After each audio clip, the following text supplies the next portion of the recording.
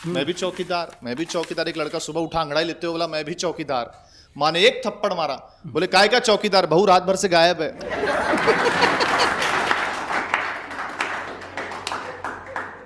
लेकिन एक जो कवि मैं जिसे बुलाना चाहता हूं, उसके दिमाग में इस तरह की कविताएं नहीं आती हैं। अद्भुत टेक्निकल कवि है। जोरदार तालियां बजाकर भाई रोहित शर्मा को।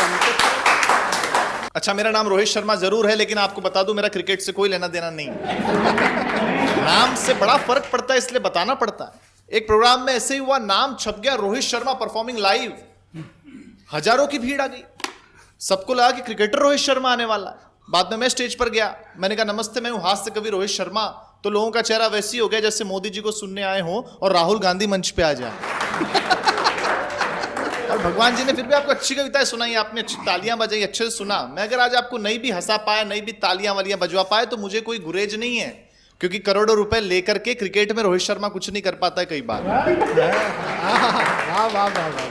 उस हिसाब से तो मैं निःशुल्क हूं एकदम आज। तो नाम से बड़ा फर्क पड़ता है, नाम से बड़ा फर्क पड़ता है। अच्छा, लेकिन आपको एक बात बताऊं, रोहित जिसका नाम होता है ना, उसे संघर्ष बहुत करना पड़ता है, बहुत संघर्ष करना पड़ता है। एनडी तिवारी जी के लड़के का नाम भी रोहित है। हाँ, कितना संघर्ष करना पड़ा उसको। 20 साल वो पीछे पड़ा रहा तिवारी जी के कि आप मेरे बाप बन जाओ, आप मेरे बाप बन जाओ, क्योंकि बेटा तो आप मुझे बना ही चुके हो। ये अच्छा। लेकिन वो मानने को तैयार नहीं थे। फिर डीएनए टेस्ट हुआ, रिपोर्ट आई, तब जाकर के तिवारी जी ने माना कि हाँ ये मेरा बेटा है। जनरली लोगों का क्या होता है, जब बेटा पैदा होता है तो नर्स 5 मिनट बाद ही बाहर आकर के कहती है कि बधाई हो आपके यहाँ बेटा हुआ है। इनके यहाँ बधाइयों का सिलसिला 20 साल बाद शुरू हुआ, और वो भी कुछ इस प्रकार से कि बधाई हो आपके यहाँ बाप हुआ है। लेकिन आपको बता दूं, मेरे साथ ऐसा बिल्कुल भी नहीं हुआ। मेरे तो पैदा होते ही मेरे पिता ने मान लिया था कि हाँ मुझसे गलती हो गई है।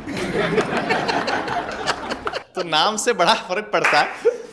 अब नाम का क्या प्रभाव पड़ता है, आप देखिए, एक फिल्म आई जीरो, आपने देखी होगी, है ना? क्या प्रभाव पड़ता है नाम का। देखो, फिल्म का नाम ही रख दिया जीरो, तो फिर वो हिट कैसे हो। नाम का बड़ा प्रभाव पड़ता है। एक फिल्म आई कलंक, फिर देखो आपका नाम का प्रभाव है ना। कलंक की साबित हुई वो। अब वो, लेकिन उसका एक गाना लोगों ने थोड़ा सा मशहूर किया कि बाकी सब फर्स्ट क्लास है, सब फर्स्ट क्लास है। तो भगवान जी फिल्म देखने जा रहे थे, मैंने एक फोन किया, मैंने कहा कहाँ जा रहे हो, बोले फिल्म देखने। मैंने और बाकी सब, बोले बाकी सब फर्स्ट क्लास है। मैं समझ गया, मैंने कहा फिल्म बहुत अपेक्षा से देखने जा रहे, फिल्म देख के आए। फिर मैंने फोन किया, मैंने कहा और बाकी सब, बोले सब का सब थर्ड क्लास है। तो नाम से बड़ा प्रभाव पड़ता है। और राजनीति की बात ये कर रहे थे, देखिए राजनीति पर मैं ज्यादा बात करता नहीं हूं, मैं तो हास्य कवि, राजनीति मेरा विषय नहीं। लेकिन अद्भुत चुनाव इस बार का हुआ। इस बार का चुनाव प्रधानमंत्री कौन बनेगा इसके लिए नहीं हुआ, प्रधानमंत्री किसको बनने नहीं देना इसके लिए हुआ। लेकिन फिर भी वो बनी गए।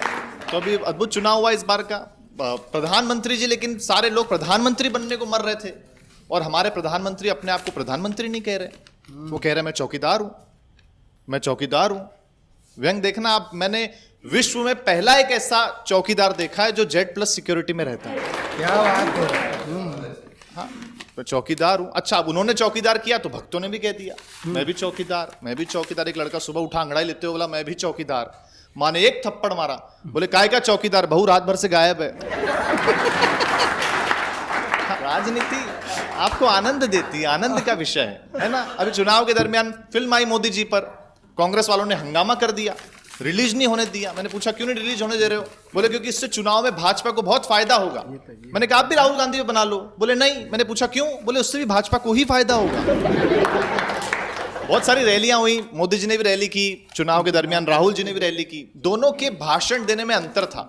मोदी जी का भाषण सुनकर हम बीजेपी को वोट देने के लिए प्रेरित हुए, और राहुल जी का भाषण सुनकर हम बीजेपी को वोट देने के लिए मजबूर हुए। दोनों के भाषण देने में अंतर था। अभी चुनाव का रिजल्ट आया तो अद्भुत ही रिजल्ट आया।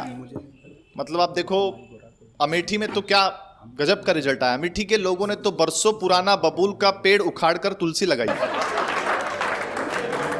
हाँ, तो अद्भुत रिजल्ट आया। राहुल जी ने घोषित कर दिया कि अब वो अध्यक्ष नहीं रहेंगे, नया अध्यक्ष ढूंढा जाए जो गांधी परिवार से ना हो।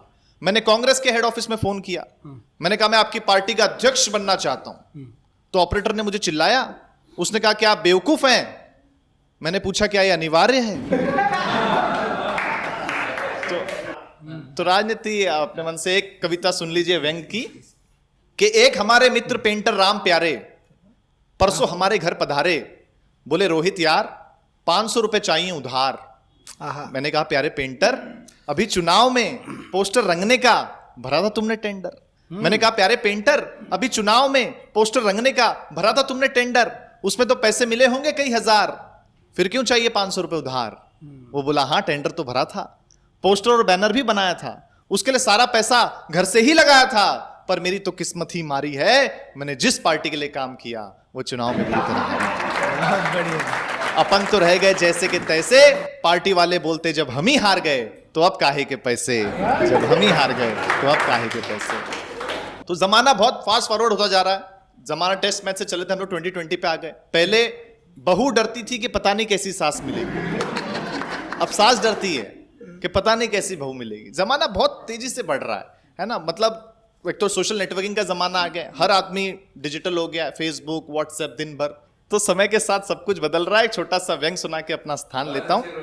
और एक बात और कहना चाहता हूं कि जैसे आज के समय में रक्तदान महादान है, वैसे आने वाले समय में रिश्तों को बचाने के लिए वक्त दान सबसे कीमती दान होगा।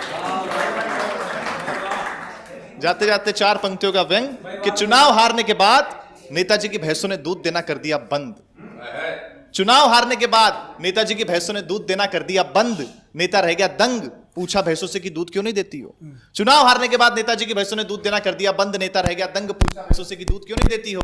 जवाब मिला, हम भैंसें भी वक्त के साथ चलती हैं, नहीं देते तो उसे हम दूध कैसे दे सकती हैं। बहुत बहुत धन्यवाद।